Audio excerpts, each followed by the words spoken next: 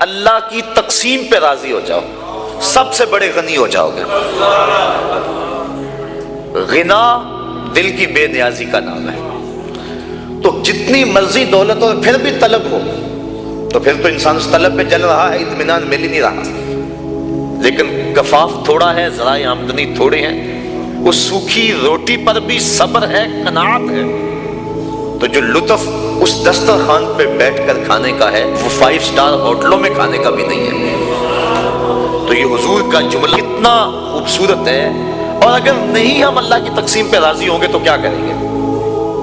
حدیث میں آتا ہے جب بچہ شکم مادر میں 120 ہوتا ہے تو فرشتہ آ کے 4 چیزیں لکھ جاتا ہے۔ ان میں سے ایک چیز اس کا رزق ہے کہ ساری زندگی میں اس کو کتنا رزق ملے گا۔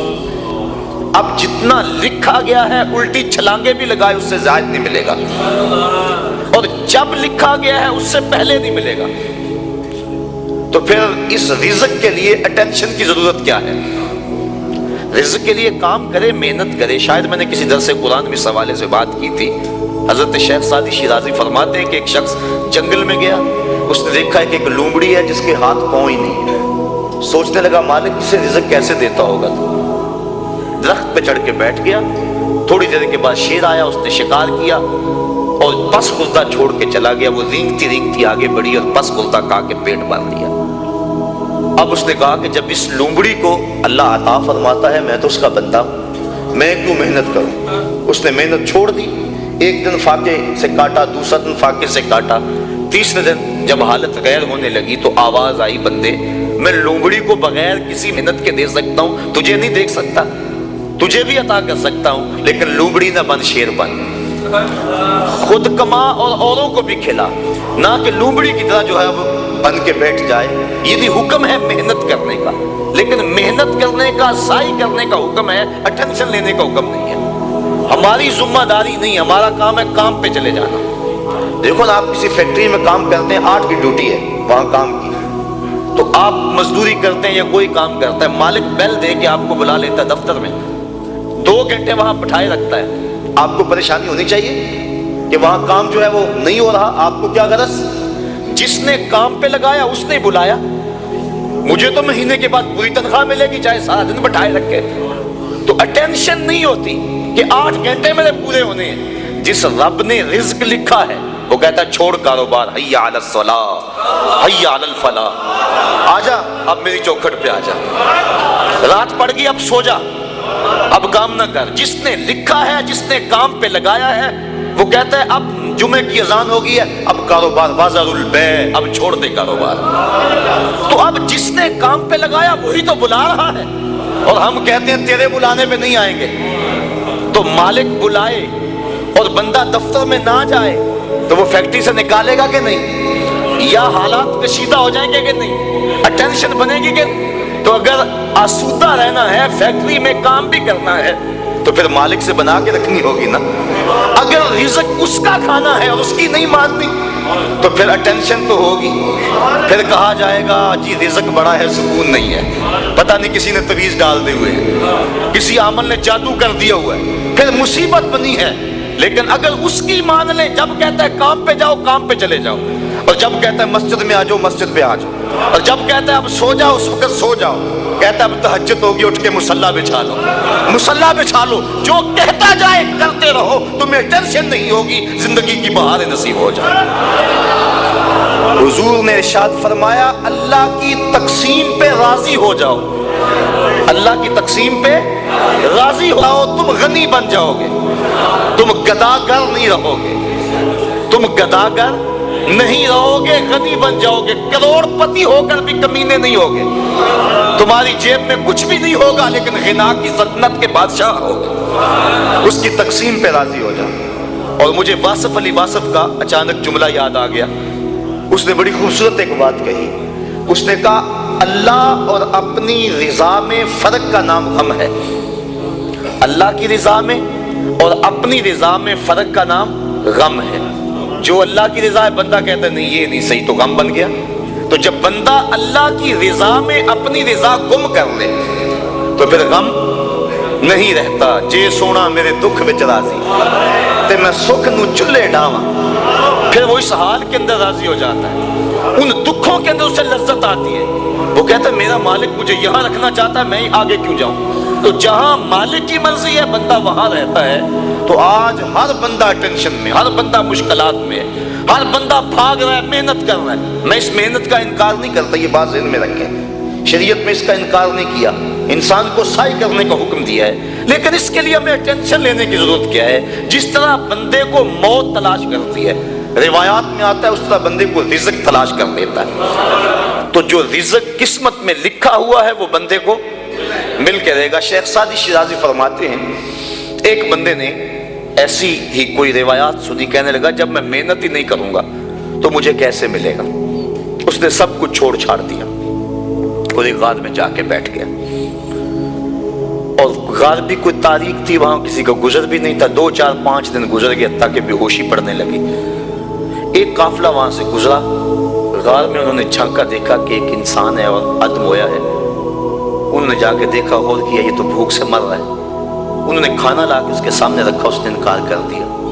اس نے کہا جب میں کچھ نہیں کروں گا تو وہ کیسے دے گا؟ انہوں نے کھانا بھی پیش کیا، اس نے انکار کر دیا۔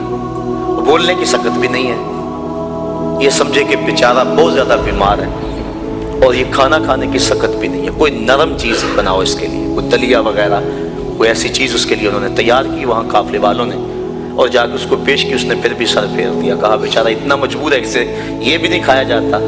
انہوں نے زبردستی جو وہ چمچ میں ڈال کے اس کے منہ کے قریب کی، اس نے دانت بند کر لیے زور سے، کہ جب میں ہی نہیں کچھ کروں گا تو کیسے میرے مقدر کا میرے پیٹ میں پہنچے گا؟ یہ دل میں تھا، اور زور سے دانت بند کر دیے۔ شیخ سعدی شیرازی فرماتے ہیں کہ انہوں نے چمچی کے ایک کونے کو نا اس کے دانت میں جہاں سوراخ ملا وہاں ڈال کر تو زور سے انہوں نے کھولا منہ کو، اور اندر حلوہ ڈالا، اور جب منہ کے اندر حلوہ گیا تو اس کو آگے کہا مالک جو میرے مقدر کا ہے وہ مجھے مل کے رہے۔ تو یہ کہاوتیں بزرگوں نے جو بیان کی ہیں ہماری زندگی کو آسودہ بنانے کے لیے کی ہیں۔ ہم اپنے مقدر میں جو پاتے ہیں، میرے مقدر میں یا آپ کے مقدر میں جو لکھا ہوا ہے، یہ پکی بات ہے، اس سے زائد تو نہیں مل سکتا۔ اب اس کو حاصل کرنے کے لیے ہم حرام ذرائع کیوں اختیار کریں؟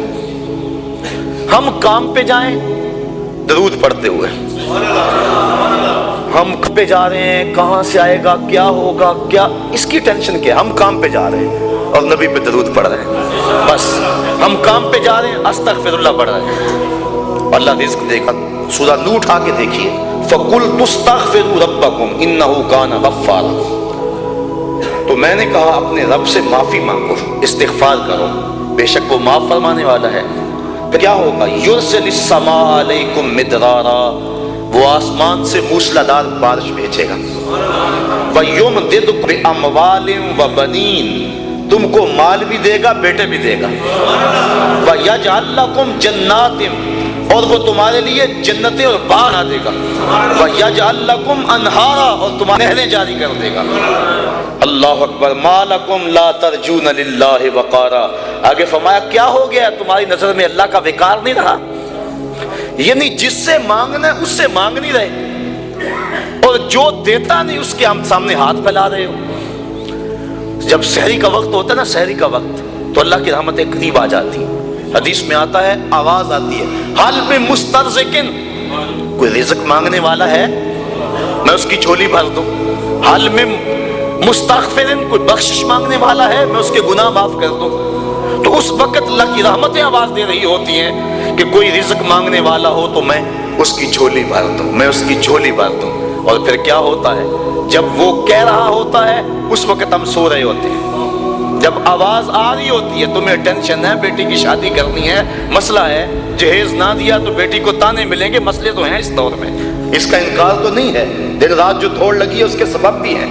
ہم جانتے ہیں کہ بھائی فیکٹری میں اوور ٹائم کیوں لگا رہے ہیں، انہیں پتا ہے کہ میں نے اپنی بہن کے ہاتھ پیلے کرنے ہیں، اور ہمارا معاشرہ جو ہے قرآن کو چھوڑ کے جہنم بنا ہوا ہے۔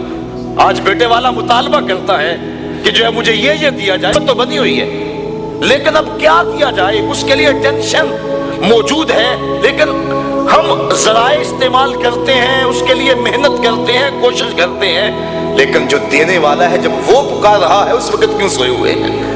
وہ کہتا ہے کوئی رزق مانگنے والا ہے تو جھولی پھیلائے، میں اس کی جھولیاں بھر دوں گا۔ اللہ اکبر۔ تو اللہ کے حضور جب بندہ طلب کرتا ہے تو اللہ تعالیٰ بندوں کے اٹھے ہوئے ہاتھوں میں اپنی رحمتوں کی برسات کر دیتا ہے۔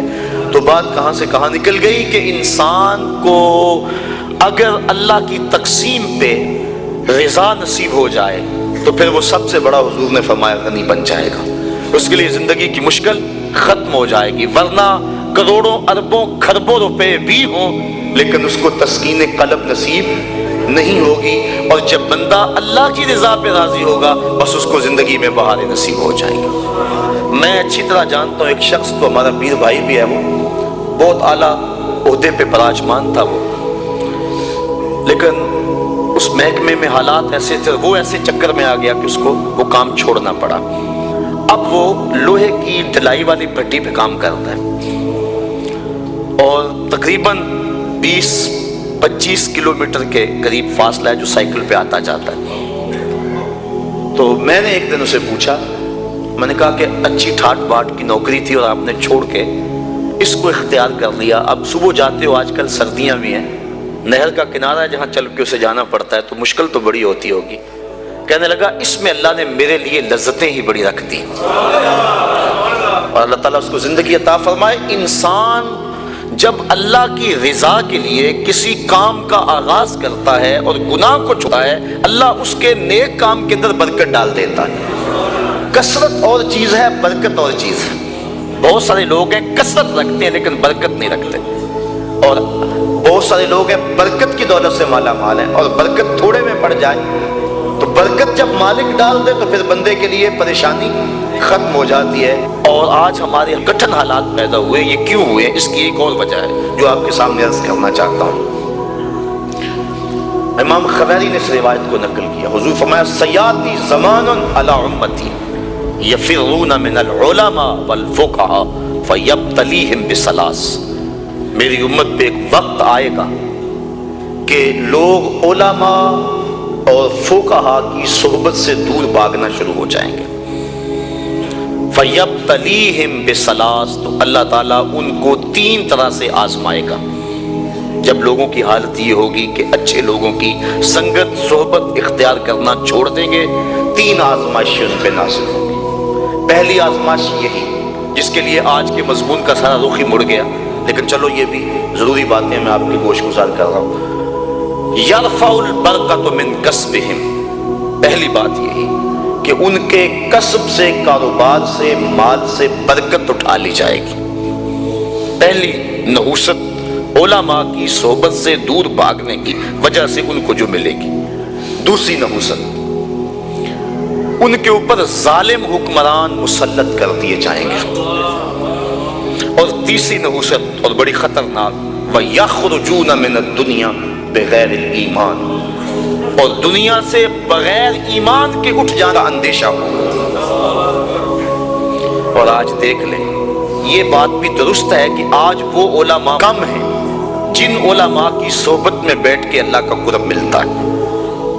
میں جوہر آباد میں گفتگو کر رہا تھا تو وہ بات کو گفتگو تھی تو ایک وکیل صاحب کہنے لگے کہ آپ جو بات کر رہے ہیں ہم اس بات کو تسلیم کر رہے ہیں، لیکن ان علماء کو کہاں سے ڈھونڈیں جن کی صحبت غنیمت ہوتی ہے اور جن کے دم سے انسان کو اللہ کا قرب ملتا ہے؟ آج تو گداگر اور دکاندار ہمیں مل رہے ہیں۔ تو میں انہیں اسے 2 لفظی جواب دیا، میں نے کہا تمہیں پتا ہے مٹھائی کس دکان سے اچھی ملتی ہے؟ کپڑا کس دکان سے اچھا ملتا ہے؟ سارا شہر چھوڑ کے وہاں جاتے ہو کہ نہیں؟ یہی نہیں پتا کہ دین اچھا کہاں سے ملتا ہے؟ حضور کی امت کی خصوصیات میں سے ایک خصوصیت یہ ہے کہ قیامت تک اس امت میں اہل حق موجود رہیں گے۔ حضور کی جو خصوصیات ہیں ان میں سے ایک خصوصیت یہ ہے، قیامت تک اس امت میں اہل حق موجود رہیں گے، گو تھوڑے رہ جائیں گے۔ لیکن چونکہ ہم شیطان کے پھندے میں آ جاتے ہیں، اور کبھی ایسا نہیں ہوا کہ ایک دکاندار سے دھوکہ کھا لیں اور پھر دوبارہ کہیں کہ ہم کپڑے پہنتے ہی نہیں، ایک ہوٹل سے دھوکہ کھا لیں تو کہہ لیں ہم کھانا کھاتے ہی نہیں۔ یہ سارے فراڈی ہوتے ہیں۔ ایک دکاندار سے دھوکہ کھائیں گے، دوسرے کے پاس جائیں گے، دوسرے سے دھوکہ کھائیں گے، تیسرے کے پاس جائیں گے۔ لیکن یہاں کیا ہوتا ہے؟ ہم کسی ایسے شخص کے پاس چلے جاتے ہیں جو دین کے نام پہ کاروبار کر رہا ہوتا ہے، اور پھر جب اس سے ہم ڈسے جاتے ہیں ہم سارے طبقے سے بدزن ہو جاتے ہیں۔ شاید ہم دین کو اتنی ضرورت نہیں سمجھتے جتنی کپڑے کو سمجھتے ہیں، جتنی کھانے کو سمجھتے ہیں۔ 100 جگہ سے بھی دھوکہ کھائیں ہم سمجھتے ہیں کپڑا تو پہننا ہے، کوئی اور دکان تلاش کر لو۔ تو اگر دین کو بھی ضرورت سمجھا جائے 100 مرتبہ بھی دھوکہ کھاؤ پھر بھی تلاش میں رہو، کوئی تو صاحب حق ملے گا ہی نا۔ وآخر دعوانا ان الحمد للہ رب العالمین۔